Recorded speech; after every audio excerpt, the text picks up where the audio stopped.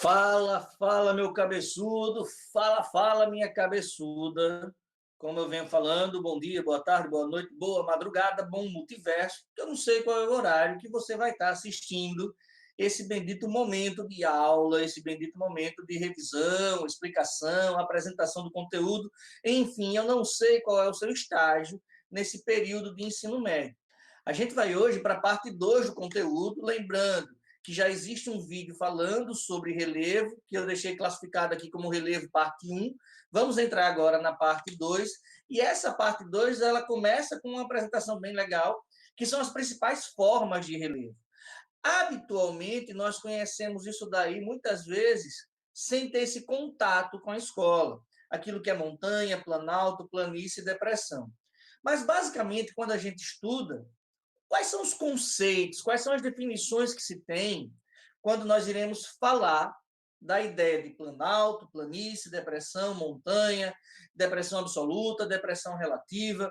Como é que eu posso identificar e conhecer essa parte?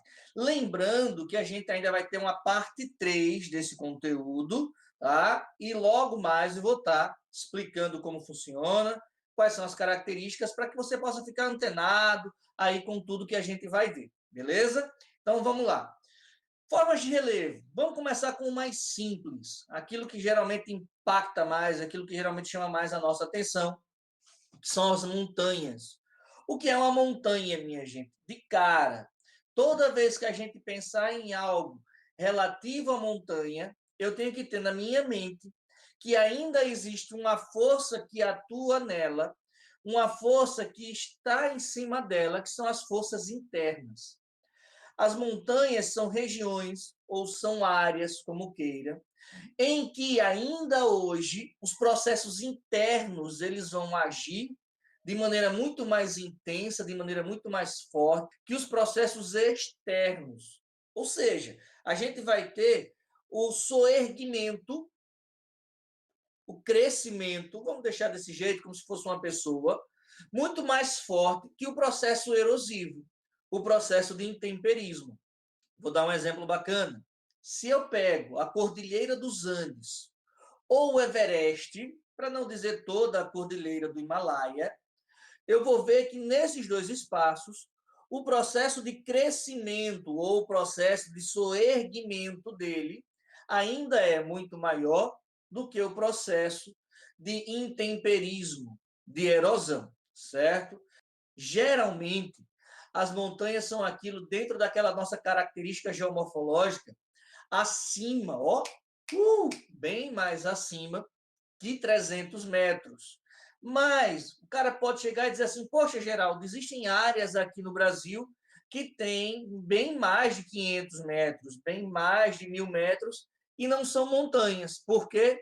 Vamos pegar o início do conceito, os agentes internos ainda estão atuando e fazem com que esse espaço, com que esse relevo continue crescendo. Então, a gente tem ação interna mais forte, maior, mais intensa que a ação externa, beleza?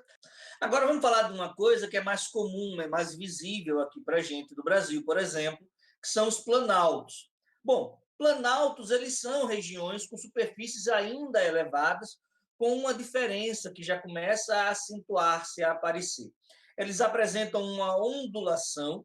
Essa ondulação ela é ainda suave, ela delimita-se através de escarpas, então a gente vai ter um formato que tem uma declividade, ela é constituída de declividades que são aparentes, que são apresentáveis. Essas declividades são ocasionadas por esse processo de destruição que já supera o processo de construção, ou seja, eu já tenho um processo erosivo externo que já supera o processo de crescimento, de construção, certo? Bom, planícies. Bom, velho, eu estava na montanha lá, de boa, na paz, vem um agente externo aí, detonou a minha montanha, por quê? Porque aquilo que era o meu processo de crescimento deixou de existir, cargas d'água, a gente vai ver isso depois. Aliás, já viu lá no relevo 1, quando a gente está recordando, quando a gente está falando a ideia de encontro de placas, a ideia de choque de placas tectônicas. Mas, enfim, estou lá em cima, deixei de crescer, vêm os agentes externos, começam a atuar no processo de desgaste, começa a ter um processo de ondulação bacana, sou planalto, mas esse processo ele atua ainda mais forte, me torno planície.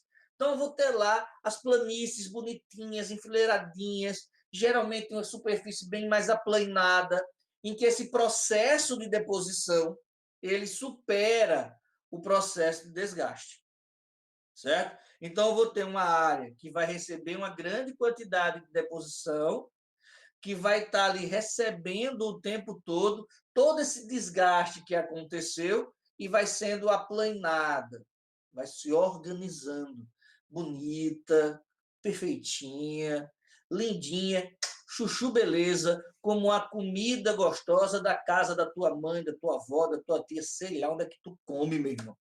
Bem, depressão, galera, existem dois tipos básicos: as chamadas depressões absolutas e as chamadas depressões relativas. Toda vez que a gente falar de depressão, a gente vai estar tendo como base, como sinal de referência, o oceano, certo?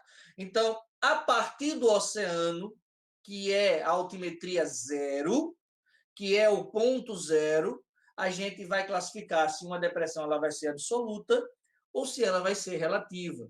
Quando é que ela vai ser absoluta? Quando essa depressão, quando esse espaço que foi escavado, ele está abaixo do nível do mar. Quando é que ela é relativa? A depressão ela está acima do nível do mar, mas em relação ao restante do relevo do seu entorno, ela está abaixo.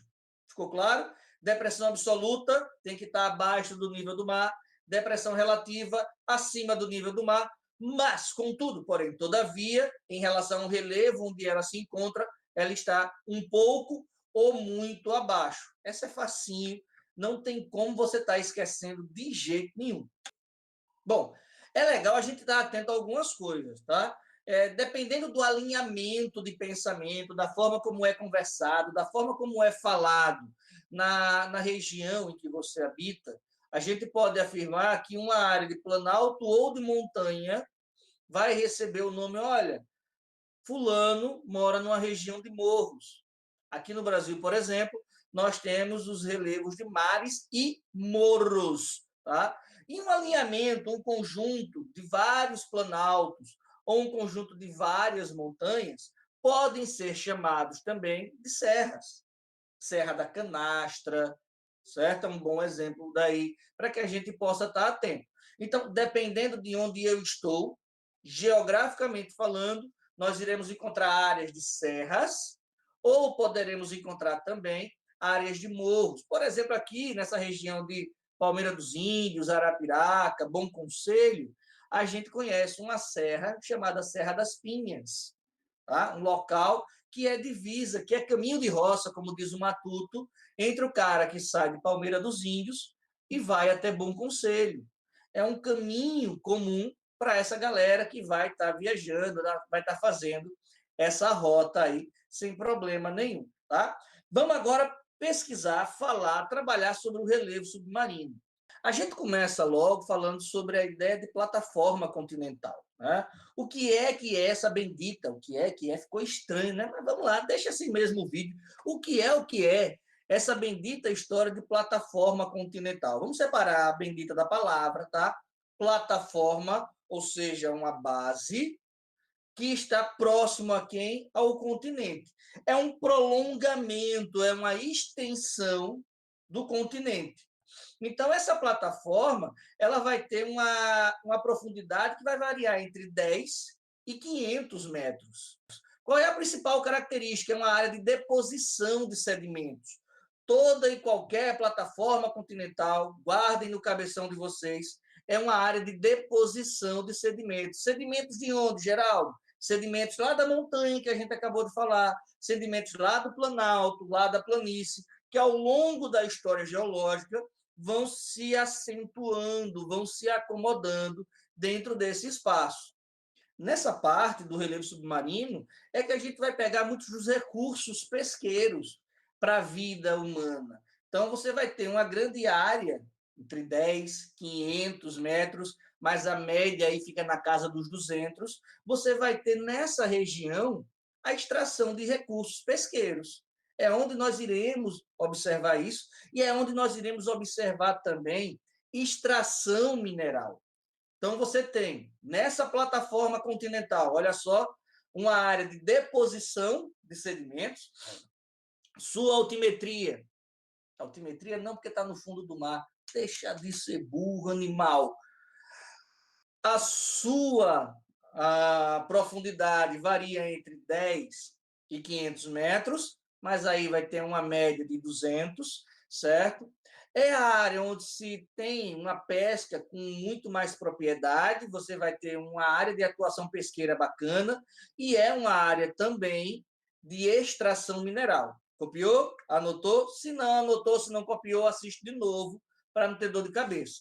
Saindo da plataforma continental, a gente vai para talude continental. Velho, eu conheço uma pessoa chamada talude. Eu tenho certeza que o pai dessa menina, a mãe dessa menina, viu esse nome em algum livro de geografia e disse: gostei. Talude. Taludinha. Aqui no Nordeste, a gente tem a mania de dizer que quando um menino, a menina está crescendo, a gente só tá taludinho, tá grandinho. Tá? Talude continental, minha gente, nada mais é do que uma inclinação mais aprofundada da plataforma. Ela pode atingir até 3.000 metros de profundidade. Se eu olhar de forma inversa, em vez de ser subindo, descendo, então beleza, tá taludinho pra caramba mesmo, se aprofundou, né? Desceu mais um pouco. A gente sai daqueles 10, 500 metros e a gente taludou para até 3.000 metros, não tem problema nenhum. A bacia oceânica, terceiro tópico, a gente saiu de plataforma continental, passou pela talude e agora a gente vem para a bacia oceânica. É a superfície que se estende do limite da talude, aqueles 3.000 metros, até 5.000 metros de profundidade. Geralmente, ela é formada por pedaços, por extensões de bacias, certo? Então, a gente sai de 10 metros, 3.000, 5.000 metros. Saímos da plataforma, passamos pela bacia. E aí de novo. Rapaz, eu tenho uns vícios de linguagem que é complicado. Mas, enfim. Então, nós chegamos nas dorsais oceânicas. Essas dorsais, elas constituem basicamente grandes cordilheiras. É como se eu pudesse retirar toda a água existente no oceano, me fixar nesse solo e olhar para uma área de grandes montanhas, uma grande cadeia de montanhas no fundo dos oceanos. Em alguns casos, essas dorsais, elas contornam os continentes. Locais onde a gente pode encontrar as dorsais: Oceano Índico, Oceano Pacífico e Oceano Atlântico. Elas vão apresentar entre 2 e 4 quilômetros a bichinha. Coisa pequena. E elas estão acima do fundo oceânico. Tá? Ela vai emergir em diversos pontos sobre uma forma de uma ilha, forma de um arquipélago, mas ela vai ser uma característica muito comum nesses 3 oceanos. As chamadas fossas abissais. Cuidado, irmão, quando você disser que está na fossa. Literalmente, a fossa é uma grande cratera, ela se aprofundou de vez no solo, ela foi de vez para o solo. São localizadas próximas aos continentes, geralmente encontramos essas fossas próximas ao continente e elas formam as regiões mais profundas do relevo submarino. Tá? Então, fica atento, fica ligado nisso daí. Beleza? Valeu! Próximo vídeo a gente vai estar falando mais alguma coisinha. Parte 3, parte final dele. Um cheiro no cabeção de vocês. Fui!